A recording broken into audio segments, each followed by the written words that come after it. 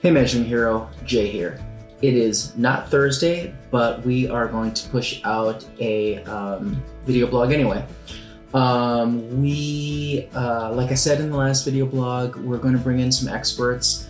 This week, we brought in Dr. Robert Zarnetta, and he's going to talk to us about microscopy. So we're about to roll that video of the video call that we had. But we had some technical difficulties, so it's just going to be audio. But bear with us as we work through some of the technology. And yeah, here we go. Okay, everyone. So I am on video call with Dr. Robert Zarnetta. Robert, where are you right now? So I'm in our headquarters of Microscopy in Jena. Of course, luckily I can return back to the office since 2 weeks after staying at home.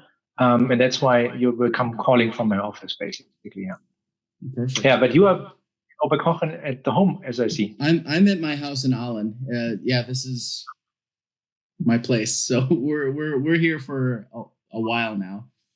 But yeah. Well, thanks for joining us. I appreciate you kind of being our guinea pig and doing this way.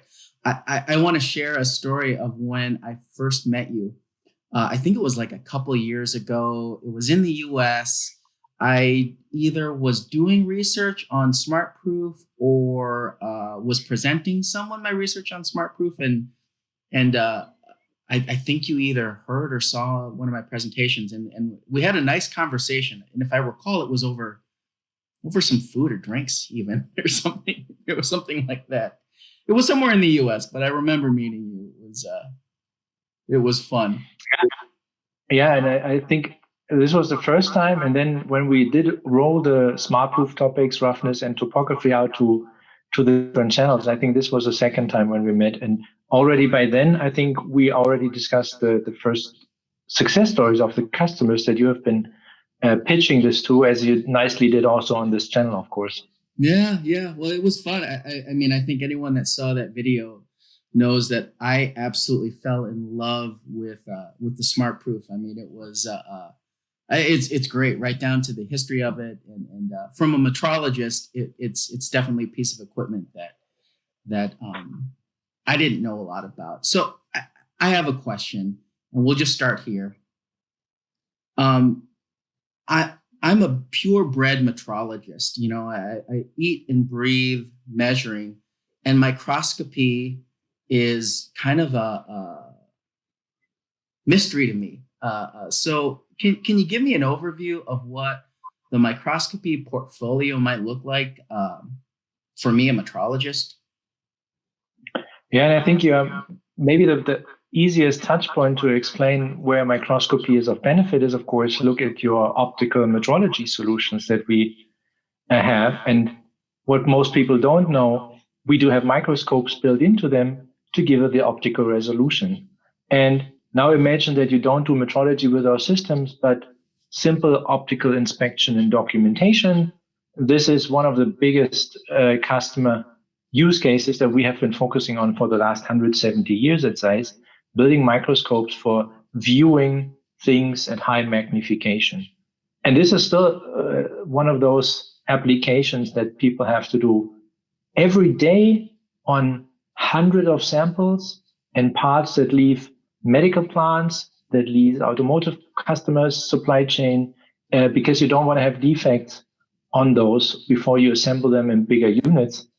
This is why optical inspection and documentation is so important. So what are the things that they're looking? You know, when you use a microscope to look at something, what are some of these defects that someone's looking for? So usually those are small things or small features you want to see, and therefore you need a high resolution that our bare eye can't do.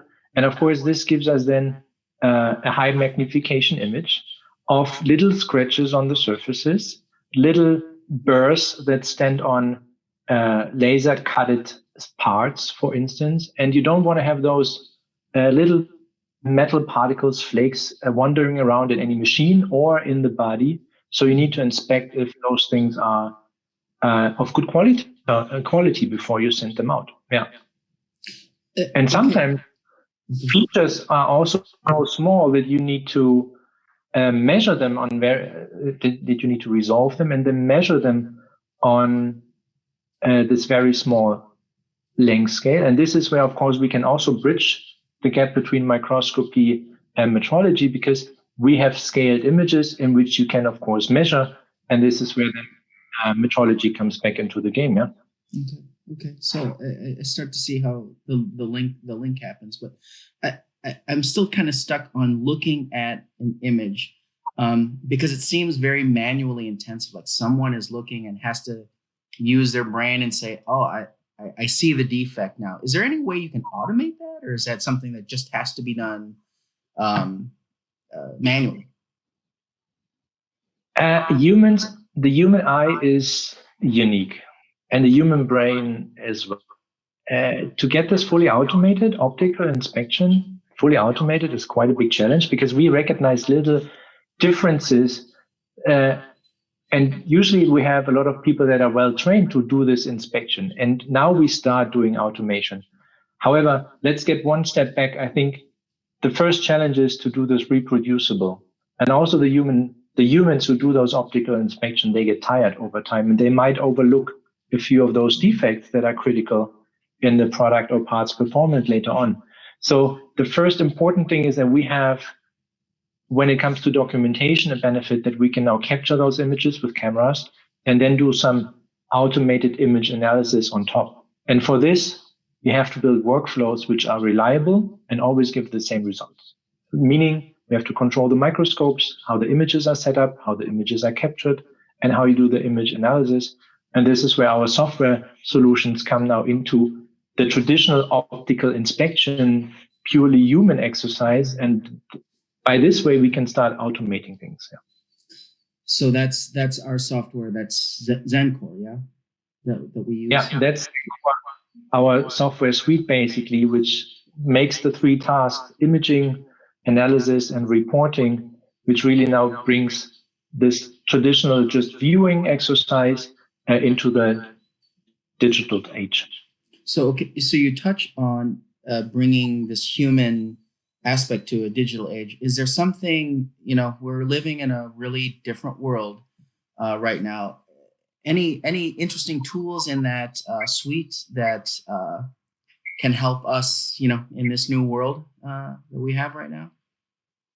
I think what we try to do, in essence, with having this digital capabilities, is we try to already, before those difficult times, we said, let's make those microscopes as productive as possible. So let's use the microscope for imaging, and let's move the analysis and reporting somewhere else, to the office, or even today to the home office, because therefore you don't need the microscope. So by having database solutions now also attached to our software, we can basically have the microscope running 24/7 to just capture images.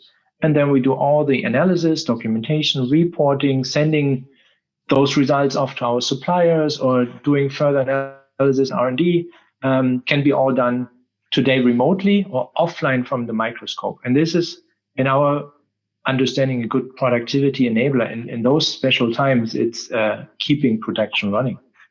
Mm-hmm. Mm-hmm. So it sounds like you're decoupling the image acquisition done at the microscope and the image analysis done in the software suite. And now with this split, we can, when we decouple them, there's only a portion that has to be done on site. The rest of it can be done remotely or however. Yeah, and the original idea of it was microscopes are quite expensive tools, or they can be if we go all the way up to electron microscopy, which delivers very high resolution and analytical capabilities. And those tools should be used for imaging and not just sitting there and printing or configuring a report or doing some measurement in the image. You should use the tool as productive as possible. And as yield is important, as throughput is important for our industrial customers, this is how we want to enable this, by having a workflow-oriented software included with database solutions, and this can make a real difference. No, when you talk about a scanning electron microscope and you say high resolution, what is that? That means many things, but what does that mean from a guy that doesn't know what that means? Yeah, I think that's always a good. It's always a good question. What means high resolution? So we start at features in the light microscopy, which go down to the micron level, so a tenth of the diameter of a hair, for instance. If we then switch over to the confocal side of microscopes, we can just bring this also for surface roughness and topography application, one of the big fields where, as you explained, becomes more and more important in industry to really control the surface characteristics. And there we can go down to the nanometer level of roughness and topography. So this is, again, 1,000 times more precise. But what is needed if you start polishing and grinding and making very smooth surfaces, you need to control the roughness on this level. And this is what confocal light microscopes are for. And now comes the third group of microscopes, which are the electron microscopes, where you have the same resolution in resolving very small features, but you also add analytical capabilities. So you can actually determine what the material is made of and see if there's any defect or any inclusion or any contamination of your part that you can't, of course, just by looking at it, you don't know what the material is. So you need some kind of analytical capabilities. And this can be done. High resolution imaging plus analytics in an electron microscope. But there's microscopes down to the micron level. Confocal microscopy goes down to nanometers, and scanning electron microscopes that also go down to nanometers, but layer in analytics to the nanometer resolution. Yeah. Exactly. And this is important for failure analysis. So if something goes wrong in production, if a part fails in the field, those failures are very critical to be understood, because only then I can make the necessary changes in the material that I choose, in the production process that I do, or by saying, don't use it at those temperatures or don't use it at those load-bearing capabilities because it will break. And understanding this, you need not just to look at the fracture, but also understand if there might be some inclusion, some foreign particles, some foreign material which weakens the performance. And this can be analyzed in an electron microscope. So failure analysis is one of our biggest, or the second biggest field of application that we serve. Okay. That's interesting to know what to look for. So we touched on the hardware side. On the software side, I'm guessing there's a lot to dive into. But anything of note that is interesting about Zen? I think Zen is not just the workflow orientation that we described, but it also helps us and our customers to correlate images or data. Let's put it a little bit more abstract. So we just touched the hardware side. We do have different, we call this modalities. We have different instruments that yield different results. However, if I do an in-depth analysis of a failure, how can I correlate this data from the same position, having a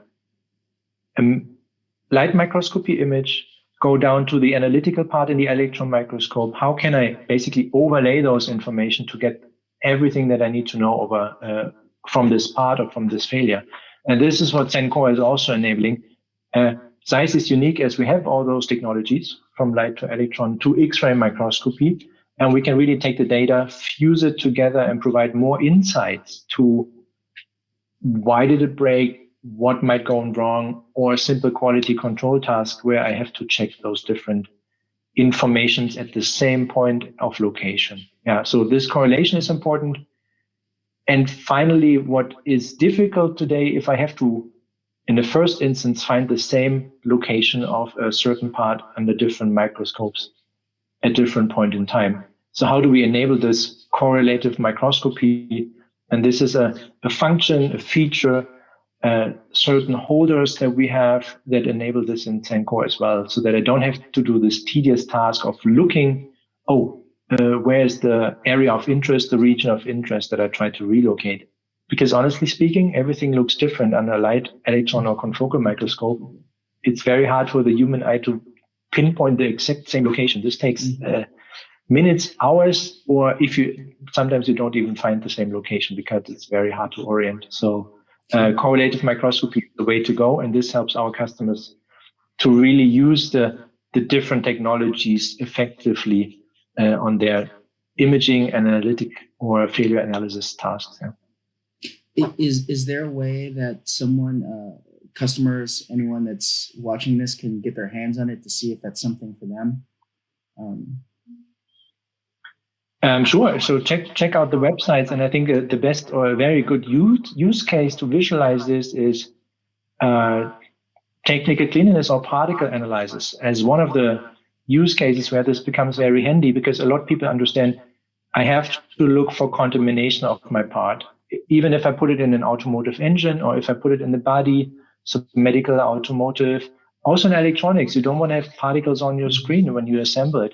So people usually do this. They check their parts for particles, they clean them, they rinse them, and they look on little filters for particles. And now we understand those particles can be very small. This is why you use a microscope. And then you get an answer. I have so many particles from so many parts that I just washed and cleaned. Now, the key question is, what are those particles made of? Where do they come from? Can I somehow get down to the source of those particles? And this is where electron microscopy come in and this correlative story. You just load the particles, filter positions, and automatically analyze them with the scanning electron microscope. And there you go. You then can pinpoint the origin of your particle and maybe go back to the smoker that operates the machine, or to some bearing that fails, or to whatever source of contamination you might have in your critical industry.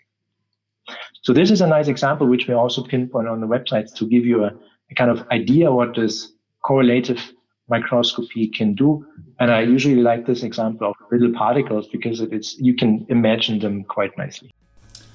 Okay, so thank you for watching this and kind of muddling through this with us as we work through the different technologies. We hope you enjoyed my conversation with Dr. Zarnetta, and we will definitely have him back as we talk more about microscopy. So with that, I'll leave you here, and we'll see you next time.